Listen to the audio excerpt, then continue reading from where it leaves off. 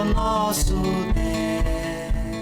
Com os corações diante da presença do Todo-Poderoso, leiamos o texto bíblico para a nossa meditação nessa noite, escrito pelo evangelista Lucas, no seu evangelho, no capítulo 24, versículos de 13 até 35. Repetindo, Lucas 24, 13 até 35. Convido os irmãos a nos colocarmos em pé para recebermos com prontidão a palavra do Senhor. Enquanto isso, os nossos corpos descansam um pouquinho para que tenhamos mais disposição. Leiamos. Naquele mesmo dia, 2 deles estavam de caminho para uma aldeia chamada Emaús, distante de Jerusalém, 60 estádios. Iam conversando a respeito de todas as coisas sucedidas. Aconteceu que, enquanto conversavam e discutiam, o próprio Jesus se aproximou e ia com eles. Os seus olhos, porém, estavam como que impedidos de o reconhecer. Então lhes perguntou Jesus: que é isso que vos preocupa e de que ides tratando à medida que caminhais? E eles pararam entristecidos. Um, porém, chamado Cleopas, respondeu, dizendo: és o único, porventura, que, tendo estado em Jerusalém, ignoras as ocorrências destes últimos dias? E lhes perguntou: quais? E explicaram o que aconteceu a Jesus, o Nazareno, que era varão profeta, poderoso em obras e palavras diante de Deus e de todo o povo. E como os principais sacerdotes e as nossas autoridades o entregaram para ser condenado à morte e o crucificaram. Ora, nós esperávamos que fosse ele quem havia de redimir a Israel. Mas depois de tudo isto, já é este o 3º dia desde que tais coisas sucederam.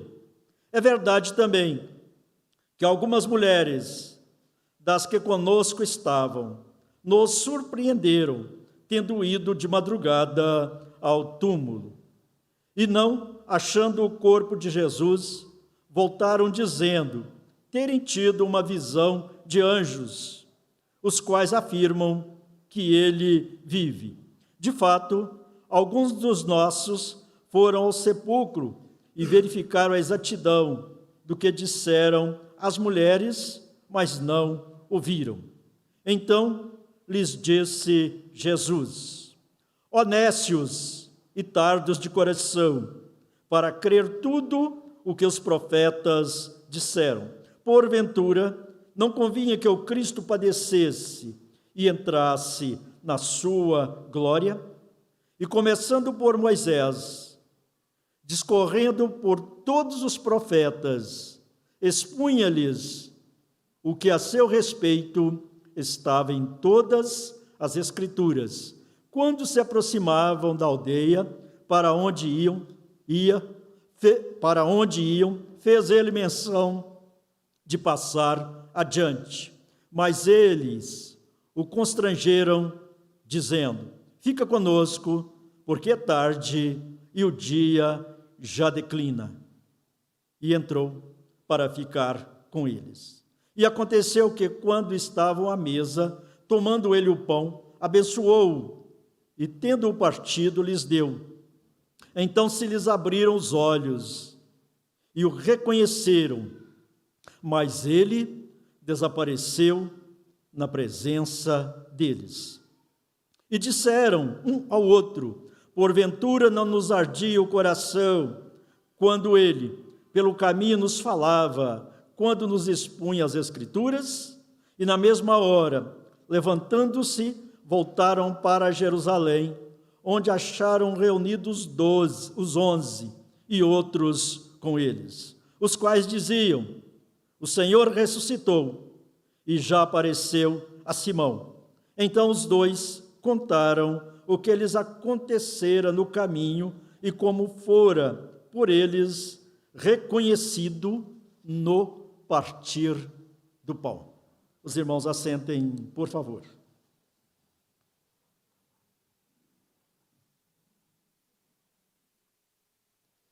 Meus queridos, amados irmãos, um dos maiores encantos do Evangelho é a ressurreição do Senhor Jesus. É o ponto final, ou é o ponto em que ele atingiu a nossa redenção. Porque sem ressurreição não haveria salvação. Talvez nós não pensamos nisto. Se Jesus não houvesse levantado dentre os mortos ao terceiro dia, o seu corpo estaria na sepultura até hoje, e ele seria como todos os homens. E qual seria o nosso destino? Haveria eternidade?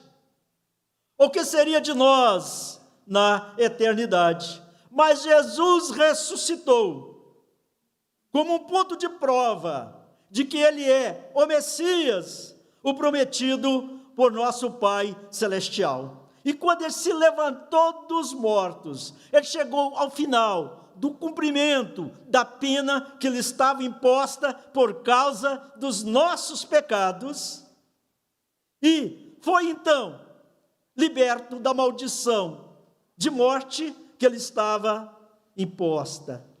E ele triunfou gloriosamente para a nossa justificação. Que alegria que nos reunimos anualmente para comemorarmos a ressurreição de Jesus. Que alegria podermos proclamar as grandes verdades do Evangelho. E foi isto que fez Lucas ao registrar no seu Evangelho. Ao contrário do que muitos pensam, Lucas não foi discípulo de Jesus. Ele não era contado entre os 12 do colégio apostólico.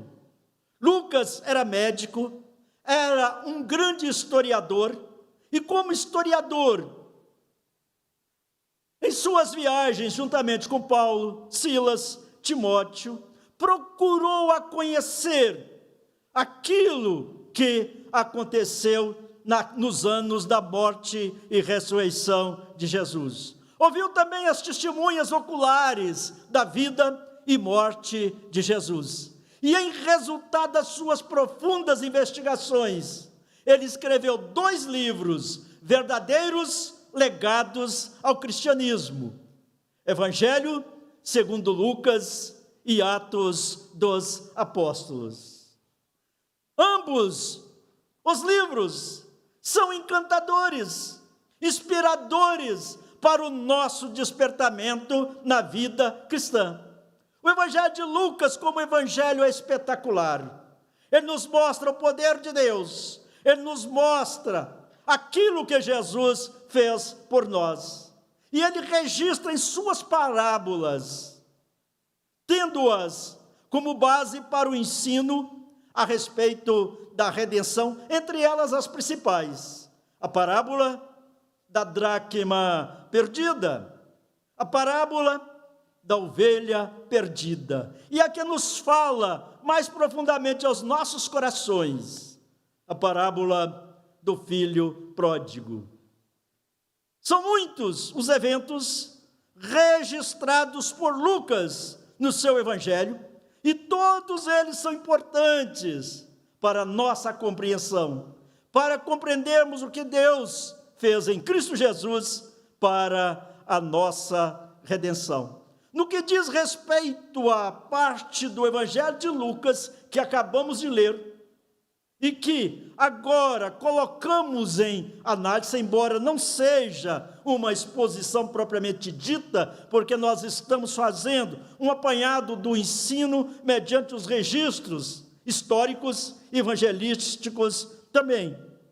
E Lucas, então, nos mostra aquilo, aqui no texto, aquilo que acontecia no primeiro dia da ressurreição, no dia em que Jesus ressuscitou. Um dia maravilhoso, em que Jesus ressurreto foi primeiramente manifestado às mulheres, algumas delas das que acompanhavam Jesus, as quais foram as primeiras missionárias do cristianismo, que saíram por toda a região onde estavam acostumadas a andar, diante de todas as pessoas com quem estavam acostumados a conversar, a proclamar com todas as forças: Jesus ressuscitou, Jesus ressuscitou, Jesus ressuscitou. E Lucas registra então, a partir daí, um evento muito importante, a caminhada de Jesus com dois de seus seguidores.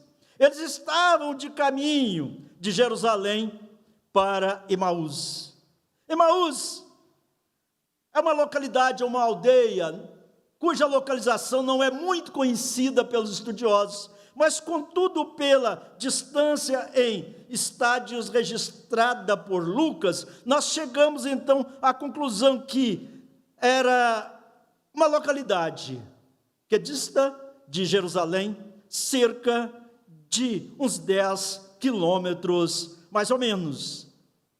E foi uma distância, uma caminhada suficiente para que aqueles dois discípulos tivessem a mais profunda experiência de suas vidas com Jesus. E desse diálogo ali entre Jesus e aqueles dois, nós vamos então tirar o tema: quando caminhamos com Jesus. Ah, mas como é maravilhoso quando nós caminhamos com Jesus.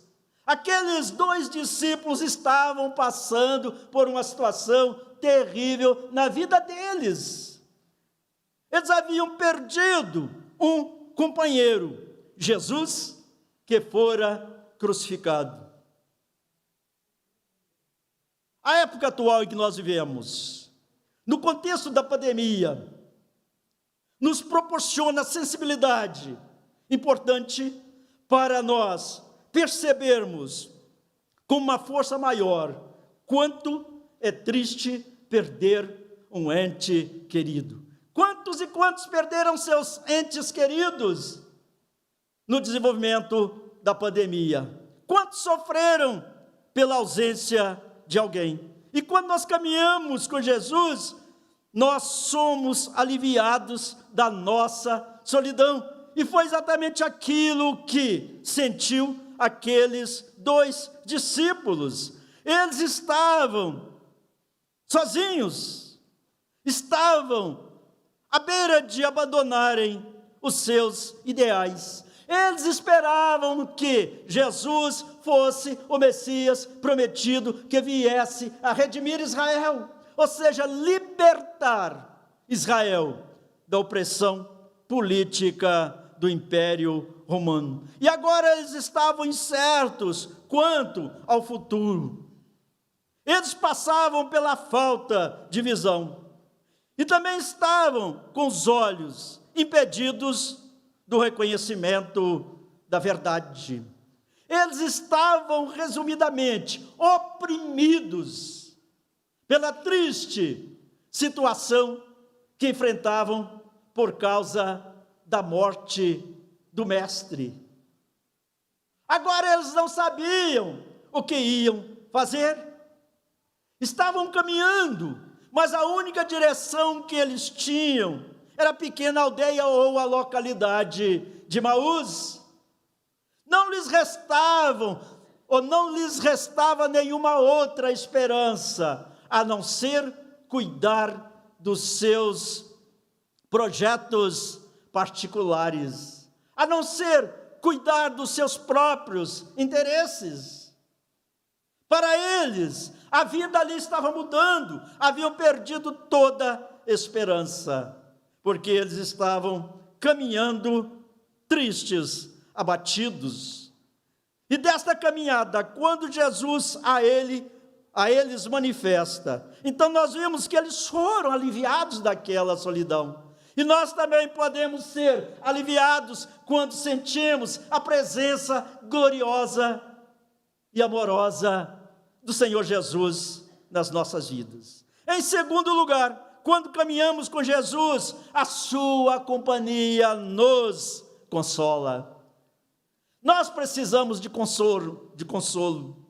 Nós precisamos de um conforto que os digam os psicólogos desta igreja. O ser humano precisa de receber conforto, precisa de alguma coisa que o ajude a sair da situação difícil das suas vidas. E são muitas as situações difíceis que vêm sobre as nossas vidas. Quantas e quantas vezes nos sentimos deprimidos, achatados, parecem que as negras nuvens venham pousar até as nossas cabeças e nós sofremos. Exatamente neste momento é que nós precisamos da presença de Jesus nas nossas vidas, que nós precisamos da sua doce companhia. E assim como Jesus se manifestou, aqueles 2 discípulos que caminhavam para Emaús, Jesus se coloca ao nosso lado, ao lado do pobre sofredor. Ele dá àquele que sofre o alívio, ele dá àquele que está desesperado as esperanças em meio à desilusão. Jesus se interessa pelos nossos problemas. Ele não fica alheio. Ele caminhava com aqueles homens e eles discutiam, e ele procurou saber sobre o que eles estavam discutindo. Ele passou a dialogar com eles e perguntando: o que está acontecendo com vocês? Por que vocês estão tristes? E um diz: o senhor não sabe? O senhor não sabe das coisas que aconteceram em Jerusalém nesses últimos dias? E Jesus não se fez de abirrogado, não. Ele diz assim: quais? Ele sabia o que estava acontecendo, mas ele queria que aqueles 2 discípulos expusessem os seus sentimentos, expusessem as suas dores, expusessem as suas expectativas. E a partir daí, Jesus começou a dialogar com ele. Trouxe paz àqueles corações, preencheu o vazio deixado pela solidão. E da mesma maneira hoje, meus queridos, Jesus, o mesmo que foi ontem, que é hoje e o será para sempre, preenche todas as áreas das nossas vidas. Ele tira a nossa solidão com a sua companhia que nos consola. Em terceiro lugar, quando caminhamos com Jesus, nós somos convencidos por suas palavras. A exortação de Jesus àqueles 2 discípulos foi a seguinte: honestos e tardos de coração, para crer tudo o que os profetas disseram. Jesus traz a expressão que traduziu claramente a dureza de corações daqueles 2 discípulos, a insensatez na interpretação dos fatos. Eles não sabiam realmente o que estava acontecendo concernente à morte de Jesus. Eles estavam insensíveis para esse fato histórico tão importante, que ali estava sendo feito o cumprimento das profecias. Jesus reconheceu a necessidade daqueles 2 discípulos. E depois, no gesto de Jesus, no abençoar, e no partir do pão é que eles reconheceram: é Jesus que está conosco, é Ele que está falando aos nossos corações. E após o desaparecimento misterioso de Jesus, algum deles diz assim: porventura não nos ardia o coração quando Ele nos falava, quando nos expunha as Escrituras? Agora eles estavam convictos de que era Jesus, que estava ali ao lado deles, confortando-os e também convencendo-os com as suas palavras. Aqueles 2 discípulos haviam seguido Jesus por algum tempo, mas eles ainda não estavam totalmente preparados para o cristianismo. O processo de preparação ainda não havia chegado ao fim. Foi necessário então que Jesus falasse para eles, fizesse uma clara exposição das Escrituras do Velho Testamento, a começar por Moisés, e discorrendo sobre todos os profetas, até que eles chegassem à conclusão: cumpriram-se as profecias. Os nossos corações ardiam, porque Ele nos falava com palavras tão doces, palavras tão ternas. Ele nos expunha as Escrituras. Às vezes a nossa caminhada se torna dura. Os momentos das nossas vidas ficam árduos, porque tentamos caminhar sozinhos. Tentamos ser solitários, que não deveria ser. Esquecemos de que Jesus nos conforta em todos os instantes das nossas vidas.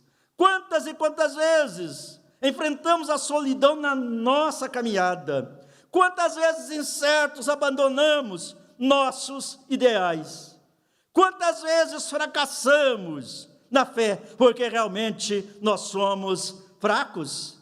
Quantas e quantas vezes caminhamos errantes, temos Jesus ao nosso lado, pertinho de nós, mas não estamos valorizando a sua preciosa presença, que enche os nossos corações de luz. Quantas vezes sofremos horrores, enquanto Jesus preenche certamente o vazio dos nossos corações, restaura os nossos ideais perdidos, cura as nossas feridas emocionais.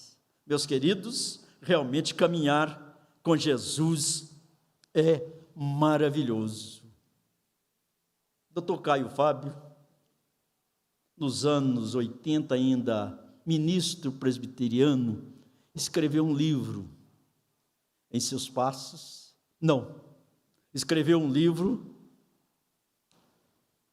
Seguir Jesus, o mais fascinante projeto de vida. É assim que temos encarado na vida cristã. Temos olhado para Jesus e vendo-o como nosso Senhor e Salvador, que ressuscitou dentre os mortos para a nossa justificação. Temos visto nele aquele que profere as mais preciosas e doces palavras. Se falta, meus queridos, isso nas nossas vidas, se falta em nós o alívio da solidão, se falta em nós a companhia que tanto nos dá consolo, se falta em nós o convencimento pelas palavras, é porque nós estamos um pouquinho ausentes de Jesus. Estamos como aqueles discípulos, caminhando sozinhos, indo para a sua aldeia, buscando os seus afazeres e não a comunhão com Jesus. Mas isso pode mudar. Vamos ajoelhar, vamos ler mais a palavra do Senhor. Certamente nós seremos instruídos, nós seremos despertados para uma vida cristã mais dinâmica e seremos testemunhas da morte e ressurreição do Senhor Jesus com mais evidência. Que o Senhor nos abençoe. Amém.